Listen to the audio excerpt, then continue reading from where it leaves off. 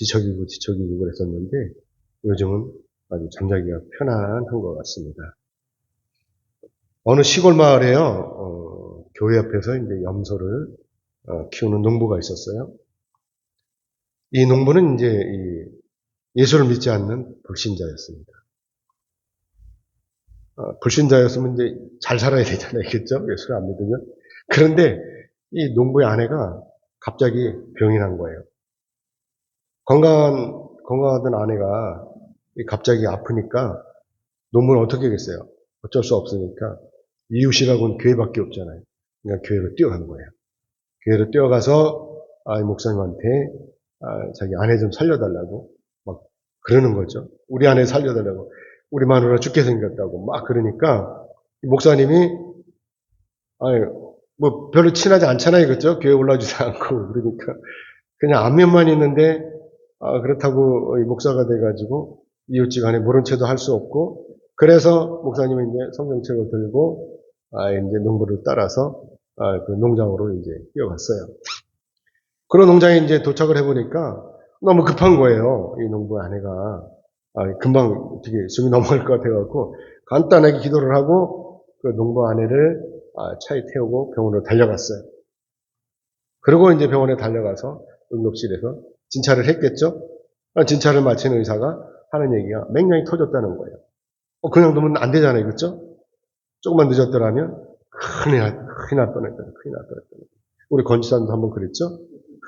죽을 뻔했는데 하나님 은혜로 살려주셨는데 아무튼 목사님은 이제 이 농부의 처지를 생각해가지고 병원장에게 이제 부탁을 해가지고 또 입원비도 깎아달라고 그래갖고 반값으로 이제 잘 해결을 해 주었어요. 그리고 이제 수술을 마쳤죠. 맹장이야 금방 간단하잖아요. 그렇죠? 그래서 며칠 후 이제 퇴원을 했습니다. 그러면서 이 농부 아내는 목사님한테 이야기를 하는 거예요. 목사님, 이 은혜 평생 잊지 않겠습니다. 라고 하는 거예요. 죽었다 살아나서 얼마나 고마워요. 그리고 이제 농부의 아내는 은혜를 갚기 위해서 열심히 교회를 나오게 됐습니다. 자, 그런데 문제는 뭐냐면 한 두어 달이 지나니까 차츰차츰 믿음이 떨어지는 건지 은혜가 떨어졌는지 교회를 빠지는 거예요. 이래 핑계대고 저리 핑계대고 교회를 빠지는 거예요. 그래갖고 목사님이 어떻게 해요? 신방을 간 거예요. 신방을 가서 왜 요새 이렇게 교회를 잘 안 나오냐라고 이렇게 물어본 거예요. 그랬더니 농부의 아내가 이렇게 대답을 하는 거예요. 목사님, 제가 목사님 은혜를 잊을 수가 있나요? 그런데 요즘 너무나 바빠요. 그래가지고 이 염소 장사도 이게 요즘에 한철인데 이걸 놓치면 안 되거든요. 그러니까 목사님, 제가 이제 한가해지면 그때 교회 나가 드릴게요. 이렇게 얘기를 하는 거예요. 열심히 믿어 드릴게요. 그러는 거예요.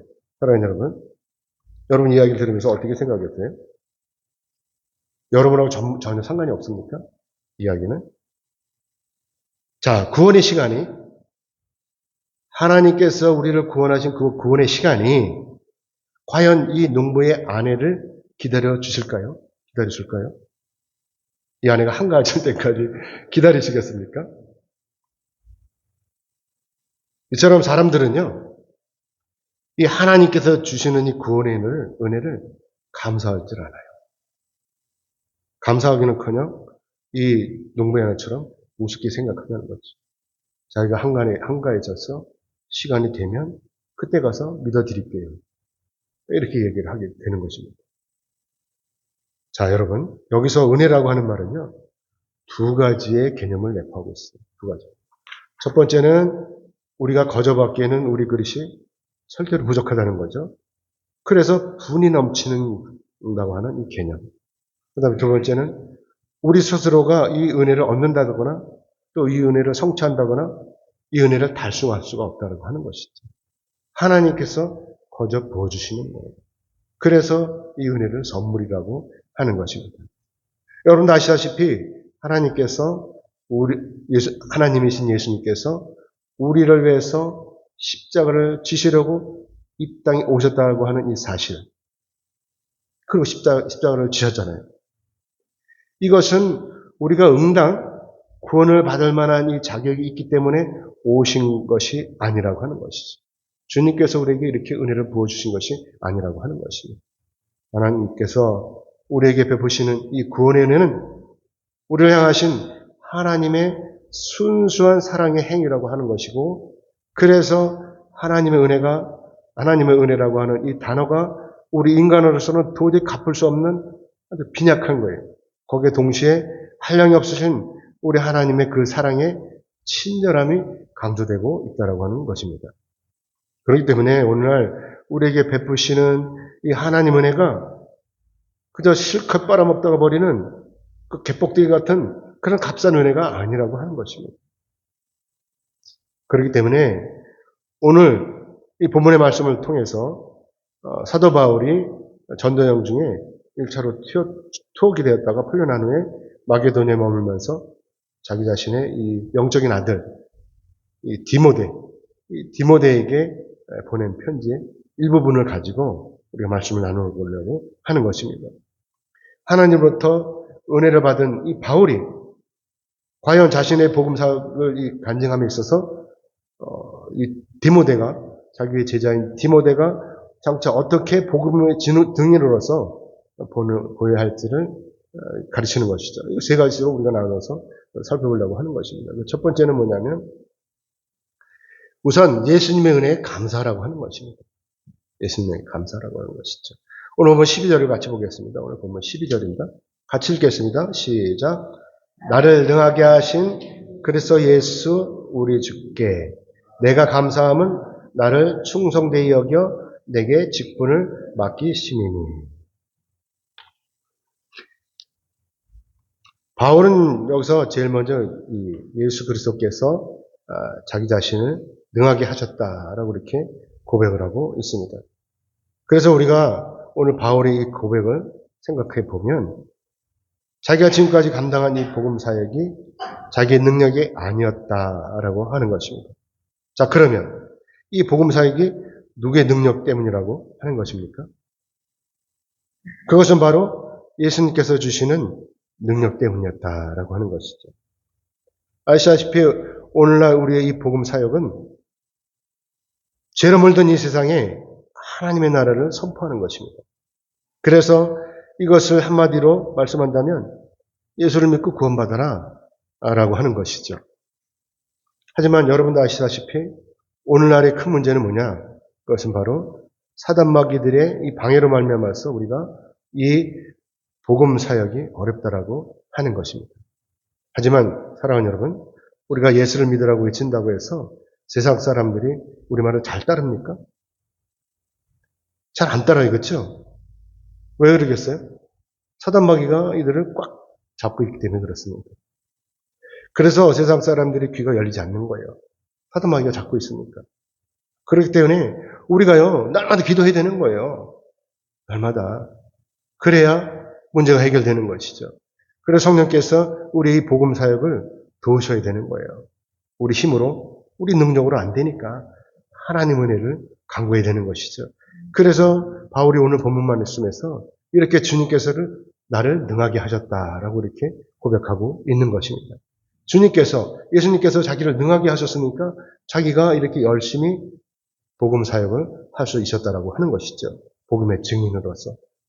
그리고 또 오늘 본문 말씀 중에서 가장 중요한 것은 또 뭐냐면 예수님께서 자기를 충성되게 여기심으로 사도의 직분을 맡기셨다라고 하는 것입니다. 자, 그러면 예수님께서 바울을 충성되게 여기신 그때가 언제라고 생각하십니까? 사실 여러분도 아시다시피 이 사도 바울은요, 애초에 예수님의 사역을 방해하는 이 방해꾼이었어요. 그런데도 바울이 여기서 이렇게 고백하고 있는 것. 그럼에도 불구하고 예수님께서 바울 자신을 충성되게 여기셨다라고 하는 것이죠. 그래서 우리가 바울의 이 말씀을 잘 생각해 봐야 되는 거예요. 그러면 왜 우리 주님께서 이런 바울을 충성스럽게 여기셨냐라고 하는 것이죠. 여러분 이거 어떻게 생각하세요? 바울이 그리스도인들을 방해한 것은 사실이지만 이 일이 결코 바울 자신의 사유사역을 위한 것이 아니라고 하는 것을 우리가 알고 있습니다. 오히려 바울이 그리스도인들을 방해한 이 동기가 뭐죠? 자기 개인적인 사유사역이에요? 그게 아니잖아요. 오직 하나님 앞에서 충성을 다하기 위한 몸부림이었다고 하는 것입니다. 예수를 믿기 전에 하나님을 향해서 충성되었다고 하는 것이죠. 그러니까 마치 사냥꾼이 관역을 잘못 겨누고 쏜 총을 쏘는 것처럼 사도 바울이 하나님의 뜻을 제대로 간파하지 못했기 때문에 그리스도인들을 방해하고 있었다라고 하는 것이죠. 알았더라면 그렇게 하겠습니까? 오늘 보면 13절의 말씀 같이 보겠습니다. 13절 같이 읽겠습니다. 시작. 내가 전에는 비방자요, 박해자요, 폭행자였으나 도리어 공의를 입은 것은 내가 믿지 아니할 때 알지 못하고 행하였습니다. 알지 못해서 그런 것 같아요. 바울이 진즉에 알았더라면, 예수님을 진즉에 알았더라면 어떻게 살았겠어요? 바울이 하나님께 하듯 이렇게 주님께도 했으면 아마도 바울은 이 예수님께도 엄청이나 잘했을 거예요. 안 그러겠습니까? 아무튼 바울이 이때는 예수님을 잘 모르고 거기다가 예수님을 구주로 믿지도 않았던 이 바울로서는 이때 당시에 그리스도인들이 멍청하게 보였다는 거 하는 것이죠. 그러니까 이 하나님을 배척하는 이단으로 보였던 거예요. 이 그리스도인들이. 그래서 바울이 이 그리스도인들을 쫓아다니면서 방해하고 박해했다고 하는 것이죠. 그러니까 스데반 집사도 돌로 쳐 죽였던 거 아닙니까? 그러다가 바울이 드디어 하나님의 은혜로 말미암아 이것을 깨달은 거예요. 그때가 언제죠? 바로 다메섹에 있는 그리스도인들을 잡으러 쫓아가다가 다메섹 도상에서 예수님을 만나고 나서 회심을 하게 된 것이 아닙니까? 만약에 이때 하나님께서 바울을 그냥 방치하셨다면 바울이 이때 과연 어떻게 되었겠어요? 아마도 바울은 다메섹에 있는 그리스도인들을 하나도 남겨두지 않고 모조리 다 죽여버렸을 거예요. 그래서 예수님께서 바울이 이러한 이 성경을 아시고 다메섹 도상에서 바울을 막으심으로 제지하셨다라고 하는 것이죠. 그래서 바울이 이때 비로소 예수님을 통해서 회심을 하게 되었고, 그래서 바울이 이때 예루살렘이 아니라 아라비아로 간 것입니다. 그래서 바울이 이때 아라비아로 가서 기도함으로 자신의 사명을 깨닫게 된 것입니다. 그래서 바울이 흔들림이 없이 이 복음의 증인으로서 이 자격이 맡겨진 이 사명을 잘 감당할 수 있었다라고 하는 것입니다. 갈라디아서 1장 17절의 말씀 같이 보겠습니다. 넘겨주세요. 같이 읽겠습니다. 또 시작. 또 나보다 먼저 사도된 자들을 만나려고 예루살렘으로 가지 않냐고 아라비아로 갔다가 다시 다메섹으로 돌아갑니다. 아멘. 바울이 기도를 갔던 거예요. 아라비아로. 그래서 바울이 이런 사실로 인해 가지고 예수님께 감사를 드리고 있는 것입니다. 만약 이때 예수님께서 바울에게 이런 은혜를 베푸시지 않았다면 바울이 이 복음 사역을 잘 감당할 수가 있었겠습니까? 물론 복음 사역을요 우리가 쉽게 생각하면 열심히 하면 얼마든지 내가 스스로 감당할 수 있을 것이다 라고 이렇게 주장할 수 있을 거예요. 그러나 문제는 뭐냐면 우리의 이 열심이 오래가지 않는다고 하는 거예요. 우리가 작정을 하고 기도를 시작을 해요. 근데 중간에 포기할 때가 많아요. 왜요? 힘드니까, 어려우니까 포기하고 마는 거예요. 그렇기 때문에 우리가요 오늘날 이 복음 사역을 위해서 전화 여러분이나 전도하기 위해서는 어떻게 해야 돼요? 우선 기도해야 된다고 하는 것입니다. 그래야 우리가 기도해야 이 하나님을 만나게 되고 하나님으로부터 공급해 주시는 이 능력을 받게 되는 것이죠. 이 능력을 받아야 우리가 이 복음 사역을 잘 감당할 수가 있다라고 하는 것입니다. 내 힘으로, 내 고집으로 할 수 있다고 생각하지만 그건 오산인 것이죠. 얼마 못 가는 것이죠. 그래서 바울이 이렇게 하나님 앞에 감사를 드리고 있는 거예요. 오늘 보면 14절을 같이 보겠습니다. 14절 같이 읽겠습니다. 시작. 우리 주의 은혜가 그리스도 예수 안에 있는 믿음과 사랑과 함께 넘치도록 풍성하였도다. 그러므로 우리가 오늘 예수를 믿는 것, 그리고 또 우리가 오늘 주님 안에서 서로 사랑하는 것, 이런 것들이 다 우리 예수님의 은혜라고 하는 것입니다. 그렇기 때문에 오늘 우리가 교회 안에서 자랑할 것이 아무것도 없는 거예요. 하나님 앞에 뭘 자랑하겠어요? 돈 많은 거 자랑하시겠어요? 뭘 자랑하시겠어요? 그저 우리는 우리 주님 앞에서, 하나님 앞에서 죄인일 뿐인 것입니다. 아멘이죠? 그래서 사도 바울이 자신을 걸어서 죄인 중에 괴수라고 이렇게 고백하고 있는 거예요. 그래서 우리가 두 번째로 복음의 증언으로서 본이 되려면 자신을 바르게 알아야 된다고 하는 것입니다. 교만하지 않아야 되는 것이죠. 오늘 보면 15절의 말씀 같이 보겠습니다. 같이 읽겠습니다. 시작. 미쁘다 모든 사람이 받을 만한 이 말이요 그리스도 예수께서 죄인을 구원하시려고 세상에 임하셨다 하였도다. 죄인 중에 내가 괴수니라. 아멘. 자, 여기서 우선 미쁘다라고 하는 이 말씀 있죠? 이 미쁘다고 하는 이 단어는요, 헬라어로 피스토스라고 해요, 피스토스. 이 피스토 의미가 뭐냐면, 믿을 만한, 또 신실한, 신뢰하는, 신임하는, 믿는, 이런 의미를 가지고 있다고 하는 것이죠. 그렇기 때문에 바울이 여기서 믿을 만하다라고 하는 이 말은 뭐냐면, 그리스도 예수께서 죄인을 구하시려고 이 세상에 오셨던다라고 하는 이 말을 우리가 믿을 수 있다고 하는 것입니다. 사랑하는 여러분 바울의 이 말을 전적으로 믿어져요? 이 말이? 예수님께서 우리를 구원하시려고 이 세상에 오셨다라고 하는 이 말이 믿어지냐 하는 것입니다. 이 말 믿으시죠? 아멘이죠? 당연히 여러분 믿으시니까 오늘 이 자리에 계신 거예요. 그렇죠? 하지만 여기서 문제는 뭐냐면 아직도 이 세상 가운데는 예수를 믿지 않는 사람들이 많다고 하는 것입니다. 그래서 이 세상 사람들은 아무리 우리가 예수를 믿어야 구원을 받는다라고 해도 안 받아들여요. 오히려 우리를 볼 때 어떻게 해요? 빚쟁이를 만든 것처럼 소스라치게 놀라는 것입니다. 그러다가 어떻게 해가지고 교회 한번 올라오게 되면 큰 선심이나 쓰는 것처럼 또 행세를 해요. 생색을 내는 거죠. 자기가 예수님의 은혜로 말미암아 병을 고침 받았어요. 그렇죠? 분명히 고침 받았어요. 그래서 다시 병이 완전히 낫어요. 그런데도 불구하고 지금은 바쁘니까 한가해지면 그때 교회에 나가주겠다라고 하는 것입니다. 마치 자기가 교회에 올라오는 것이 거지에게 적선하는 것처럼 이렇게 생색을 내는 것입니다. 아시다시피 우리가 믿는 예수님은 살아계신 분이에요. 살아계신 하나님이신 거예요. 그렇죠? 그래서 예수님께서 지금 이 순간에도 저 여러분을 위해서 하나님 보좌 우편에서 우리를 중보하고 계시는 것입니다. 그렇죠? 뿐만이 아니에요. 그렇기 때문에 우리가 이 예수님께 기도하면 우리 기도가 응답이 되어지는 것입니다. 아멘이죠? 그래서 우리가 오늘 천국의 소망을 가지고 살 수가 있다고 하는 것이죠. 그리고 또 우리가 예수를 믿는 이 땅에서도 복을 받는 거예요. 우리 주님이 우리를 도우시고 계시니까. 그리고 장차 천국에 가서도 우리가 영생을 복을 받을 수가 있다고 하는 것입니다. 아멘. 자, 그리고 또 바울은 또 자기가 죄인 중에 괴수라고 이렇게 고백하고 있잖아요. 괴수는 뭐죠? 괴수라는 뜻은 바로 우두머리를 뜻하는 거예요. 우두머리.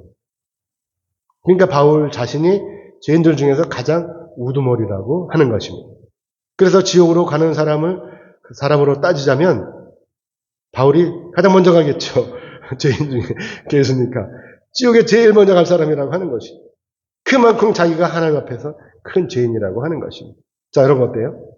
여러분 하나님 앞에서 아무런 죄가 없었습니까? 그래서 여러분 모두가 천국에 들어갈 자신이 있으십니까? 자신 있죠. 그렇죠? 여러분? 자, 사실 저와 여러분은요. 하나님 앞에 모두가 죄인인 거예요. 죄인.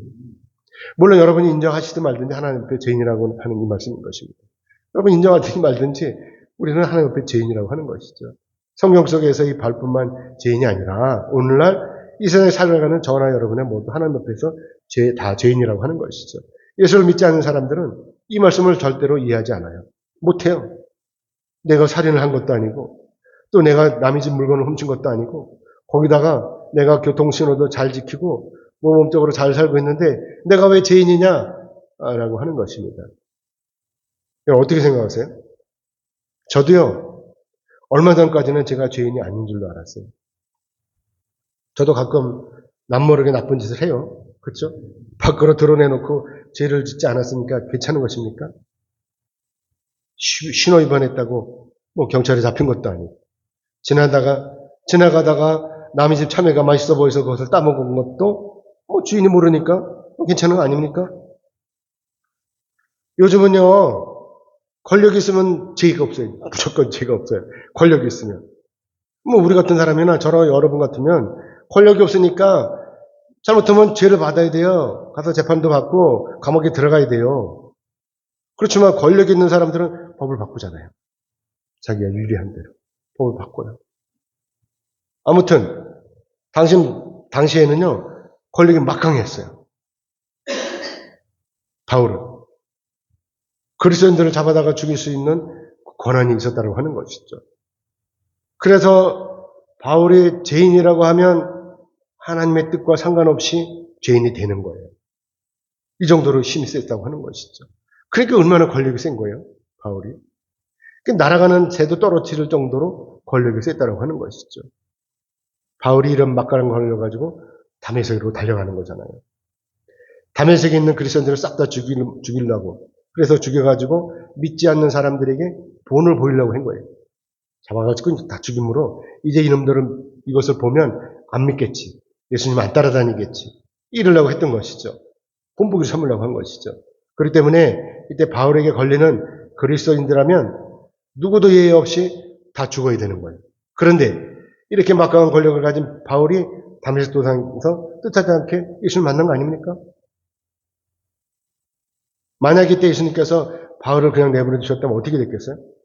당연히 다메섹으로 달려가고 거기에 있는 그리스도인들 다 잡아가지고 한 사람도 안 남기지 않고 다 죽여버렸을 거예요. 이렇게 서슬퍼렇게 달려가던 바울이 그냥 두겠어요?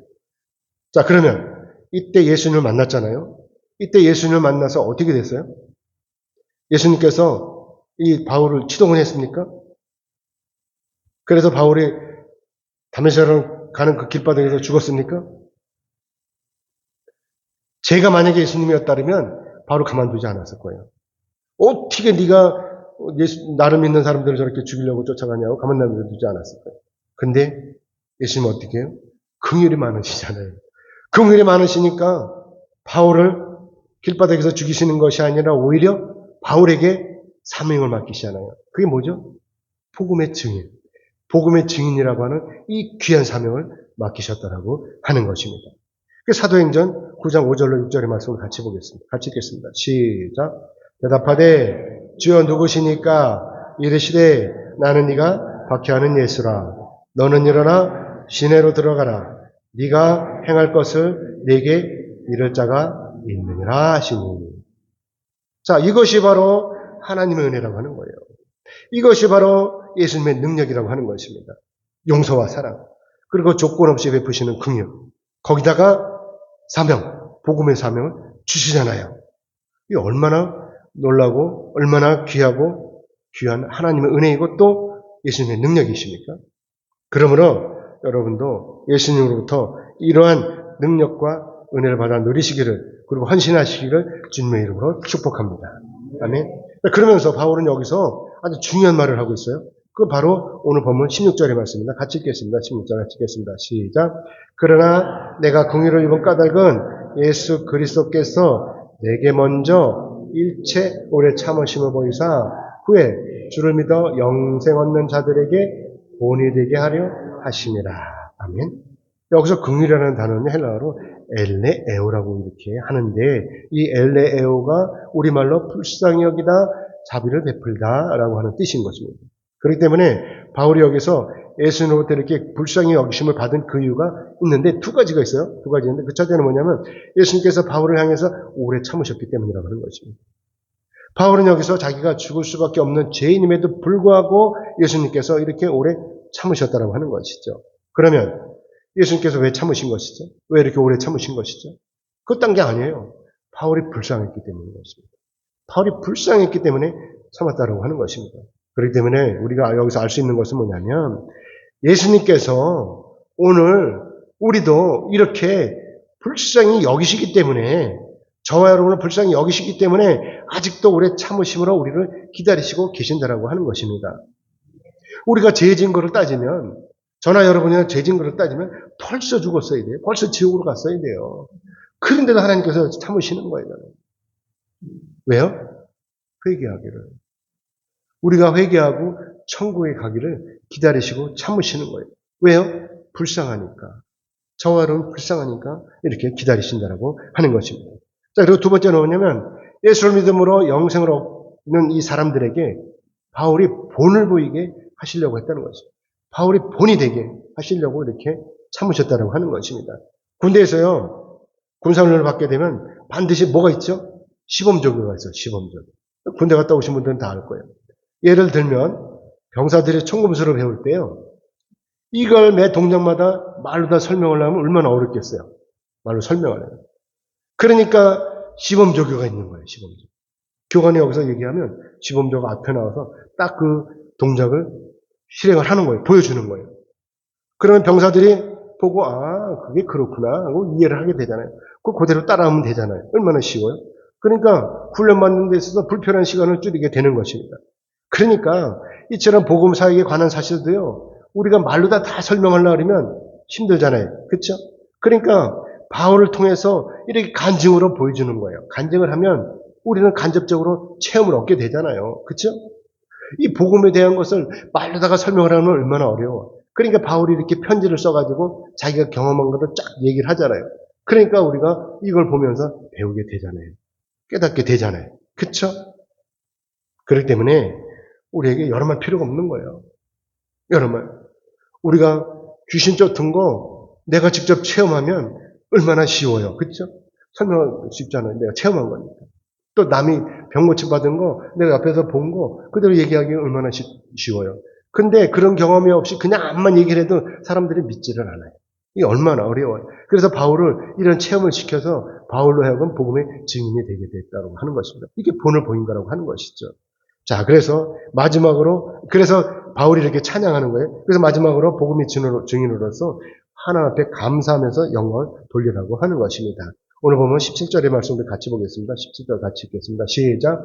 영원하신 왕, 곧 썩지 아니하고 보이지 아니하고 홀로 하나이신 하나님께 존귀와 영광이 영원 무궁하도록 있을지어다. 아멘. 오늘 본문의 이 말씀을 우리는 송영이라고 해요. 송영. 물론 이 송영이라고 하는 뜻이 국어사전에서 잘 설명되지 않고 있는데 이거를 우리가 찾아보면 영광에 대한 말씀이라고 하는 것입니다. 이 송영이라고 하는 것이. 그래서 오늘 본문을 통해서 이렇게 송영이라고 하는 것인데 바로 오늘 본문의 이 말씀을 통해서 그동안 자기가 감당한 이 복음 사역이 전능하신 하나님의 은혜가 아니었다면 그래서 전적인 예수님의 도우심이 없었더라면 이 복음 사역은 도저히 자기는 감당할 수가 없었다라고 하는 것입니다.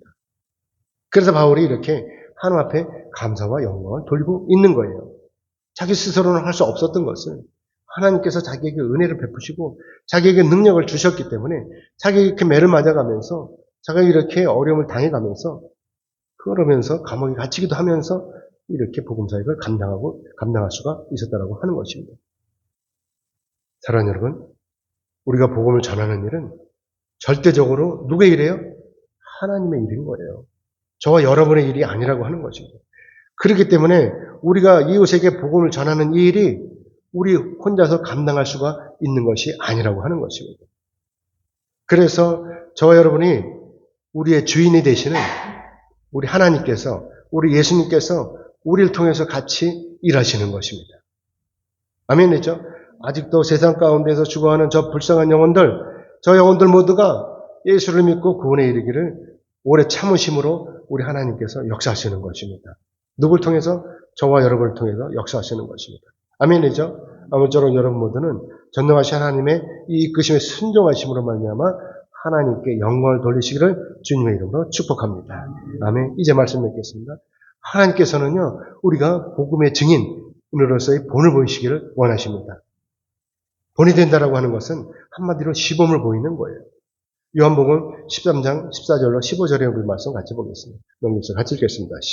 시작. 내가 주와 또는 선생이 되어 너희 발을 씻겼으니 너희도 서로 발을 씻기는 것이 옳으니라. 내가 너희에게 행한 것 같이 너희도 행하게 하려 본을 보였노라. 아멘. 이렇게 본을 보이는 거예요. 어느 기숙사에서 있었던 일인데요.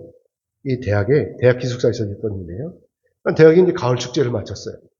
이 가을 축제를 마친 학생들이 이제 신난다는 것 같아요. 막걸리 먹고 뭐 신났던 것 같아요.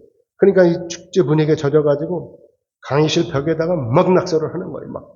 막 낙서를 하는 거예요. 뭐 술병을 집어 던지고 뭐 휘바람 불고 난리가 난 거예요. 난장판이 벌어진 거예요. 이때 마침 학장이 이 광경을 다 목격을 했어요. 그 학장은 이 일을 어떻게 처리해야 될지, 어떻게 해결해야 될지를 고민하게 되고, 뭐를요? 저 벽에 낙서한 거. 이거 누가 치우냐는 것이죠. 누군가는 나서서 이 캠퍼스를 치워야 될 거 아닙니까? 청소를 해야 될 거 아닙니까? 사랑하는 여러분. 학장이 이때 학생들을 호되게 야단치면서 학생들에게 벽을 닦게 했을까요? 아니면 청소하는 분을 시켜가지고 이 청소를 하게 했을까요? 닦으면서. 어떻게 했을까요? 이 학장은요, 몸소 걸레를 가져다가 자기가 닦은 거예요. 학생들이 더럽힌 이 벽을 묵묵히 닦은 거예요. 그걸 돌아가면서. 사랑하는 여러분, 우리는 예수를 믿는 그리스도인입니다. 그래서 믿지 않는 사람들이 이 시간에도 우리를 주목하고 있어요. 어떻게 사는지, 저놈들이 예수를 믿는다고 하면서 도대체 어떻게 사는지 그걸 주목하고 있다고 하는 것입니다. 그래서 우리가 오늘 믿는 자로서 바르게 살아야 되는 거예요. 바르게. 주님 안에서 서로 교제하면서 양보하고 사랑하고 섬겨야 되는 것입니다. 학장이 이렇게 직접 걸레를 들고 묵묵히 벽을 닦았던 것처럼 또 예수님께서 우리를 위해서 묵묵히 십자가를 지셨던 것처럼 또 바울이 복음을 위해서 묵묵히 자기를 헌신했던 것처럼 우리도 이제 복음을 위해서 묵묵히 헌신해야 되는 것입니다. 아멘. 예수님의 그 구원의 은혜에 감사함으로 우리가 헌신해야 되는 것입니다. 그러면 우리 이웃들이 우리 교회당으로 몰려들 것입니다. 그래서 우리 교회당에서 구원의 역사가 일어나는 것입니다. 아멘. 그러므로 바라옵기는 여러분 모두는 복음의 증인으로서 하나님께 영광 돌리시기를 주님의 이름으로 축복합니다. 아멘.